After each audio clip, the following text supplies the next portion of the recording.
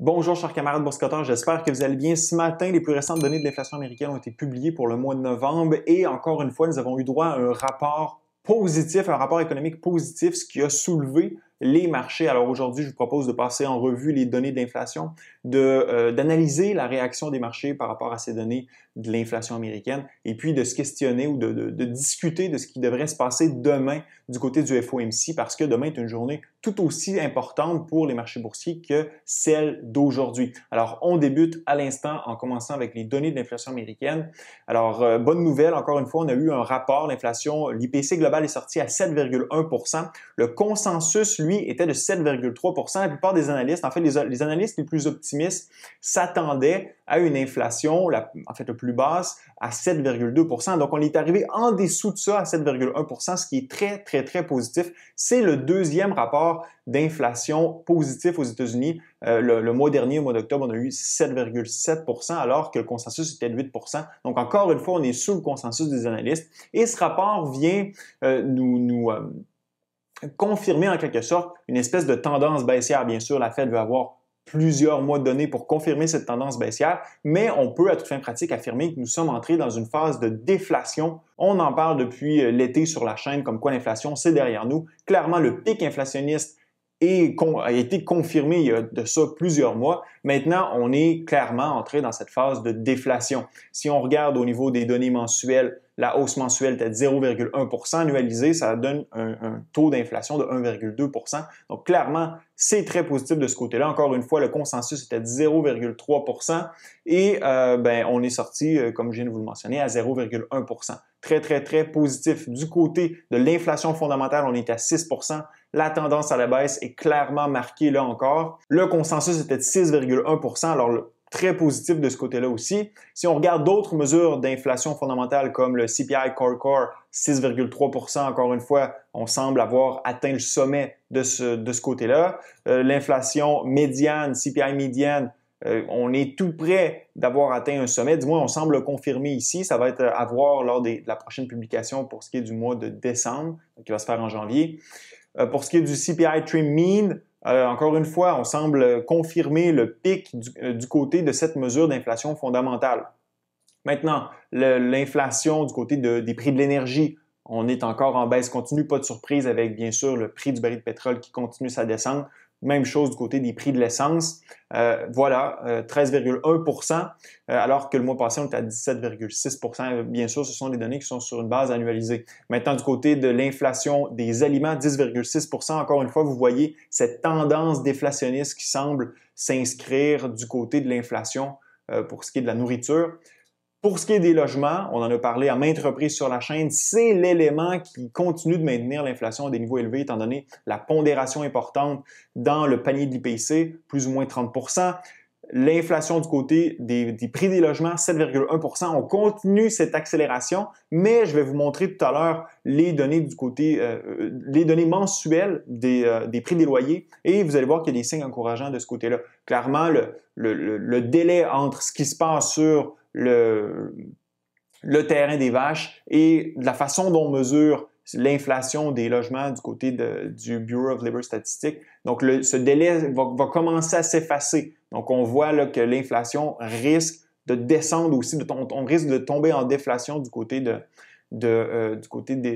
prix des logements. Puis quand je parle de déflation, bien sûr, je parle de ralentissement du rythme de l'inflation. Je ne parle pas nécessairement de baisse de prix. Hein? Donc, les prix font simplement accélérer à une vitesse moindre. Mais disons qu'on va qualifier, pour le cadre de cette vidéo, on va qualifier ça comme de la déflation. Maintenant, si on regarde du côté des services, l'inflation du côté des services, encore une fois, on a cette espèce de stagnation. Probablement qu'on risque d'avoir une baisse du rythme d'accroissement de l'inflation lors du prochain mois. Si on va regarder l'information de façon un peu plus granulaire, bien, vous voyez qu'on commence à avoir de la déflation dans certains secteurs. Bien sûr, l'énergie. Ensuite, vous avez l'essence, c'est pas une surprise, l'électricité, etc. Donc, vous voyez qu'il y a plusieurs items dans le panier de l'IPC américaine dont les prix commencent à descendre. Non seulement l'inflation ne fait pas que décélérer, donc les prix clairement descendent. Donc, ça vient nous confirmer cette espèce de phase de déflation qui commence à apparaître sur les marchés américains. Maintenant, pour ce qui est des prix du logement sur une base mensuelle, bien, regardez, vous avez une baisse ici par rapport à octobre qui était 0,8 %, on est tombé à 0,6 %, ce qui nous donne notre 7,1 % sur une base annualisée. Maintenant, si on se penche sur la réaction des marchés à la suite de la publication de ce rapport du Bureau of Labor Statistics, clairement, les marchés ont ouvert dans le vert. En fait, les marchés ont explosé juste avant l'ouverture. On était en hausse de 3,4 % sur le S&P 500. Mais ce mouvement s'est en quelque sorte effrité tout au long de la séance. Puis, on a fermé, en fait, la journée s'est terminée à plus 0,76 % sur le S&P 500, ce qui est quand même positif. Par contre, si on va voir du côté du graphique daily, donc sur le graphique journalier, bien, vous allez voir ce qui est en train de se passer sur le cours du S&P 500. Donc, présentement, il y a une bataille qui est en train d'être livrée sur les marchés boursiers entre, d'un côté, les optimistes et de l'autre, les pessimistes, donc les bulls, les bears.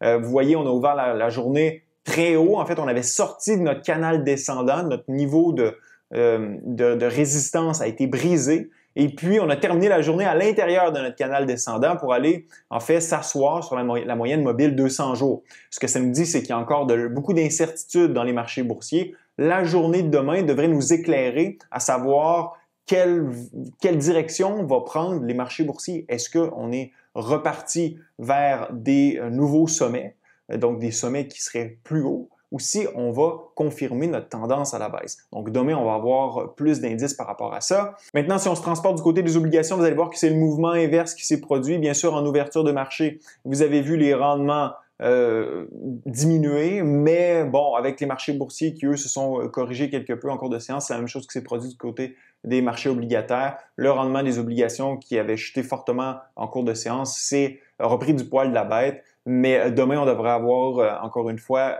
on devrait avoir une vision plus claire de quelle est la tendance que va prendre les marchés boursiers avec ce que va nous dire Jérôme Powell. Donc, parlons-en de ce qui risque de se passer demain. Alors, présentement, ce que vous avez au sein de la Fed, c'est une Fed qui est divisée en quelque sorte, divisée d'un côté entre ceux qui sont plus accommodants et ceux qui sont plus agressifs. Les plus accommodants mettent de l'avant le fait que le cycle de resserrement monétaire actuel est un des plus rapides de l'histoire moderne de la Réserve fédérale américaine. Comme vous pouvez voir, c'est plus rapide qu'en 94-95, en 99-2000, 2004-2006, 2015-2018, et qu'il faut prendre le temps que ce resserrement monétaire se transpose dans l'économie. Donc, on devrait ralentir les hausses de taux directeurs et peut-être même les arrêter. De l'autre côté, vous avez ceux qui sont plus agressifs qui nous disent non, il faut faire attention de ne pas répéter l'erreur des années 70 où Archer Burns avait justement pris une pause trop précoce et l'inflation qui avait commencé sa chute répartie de plus belle. Donc, Jérôme Powell fait partie de ce groupe. Clairement, il ne veut pas avoir son nom associé à un personnage comme Archer Burns dans les livres d'histoire économique américaine. Donc, ça va être intéressant de voir quel va être le ton du discours de Jérôme Powell demain. Mais aussi, il va falloir surveiller de près la publication du rapport de politique monétaire dans lequel nous allons pouvoir analyser le diagramme à points qui va nous indiquer quel va être le taux terminal de la Fed. Est-ce que la Fed entend relever les taux d'intérêt d'un 50 points de base supplémentaire ou entend-elle à s'arrêter dès la prochaine rencontre au mois de février avec un 25 points de base? C'est tout ça qu'il va falloir analyser demain. Bien sûr, je vais vous faire une vidéo qui va vous résumer un peu l'essentiel de la conférence de Powell puis de la décision qui a été prise. Clairement, au niveau de la décision de politique monétaire, on s'attend à 50 points de base. Ce qui a été publié aujourd'hui ne risque pas de changer cette décision-là. Mais le ton de la conférence de presse de Powell, la direction que va prendre la Fed à l'égard de son taux terminal, ça risque d'influencer les marchés fortement demain. Et c'est possible qu'on reparte à la hausse et qu'on brise notre canal descendant. Mais si la Fed reste agressive, alors là, ben, c'est possible qu'on vienne confirmer justement une nouvelle baisse sur les marchés boursiers. La Fed risque de garder une certaine agressivité dans la mesure où elle ne veut pas non plus relaxer trop rapidement les conditions financières parce que ça irait travailler à l'encontre de ce que vise à faire la Fed, c'est-à-dire de calmer la demande, relaxer l'économie pour que cette tendance déflationniste continue. Laissez-moi savoir dans la zone commentaire ce que vous pensez que les marchés feront demain après la conférence de presse de Jérôme Powell et la publication de la décision du FOMC. Ça fait un plaisir d'être avec vous. À la prochaine.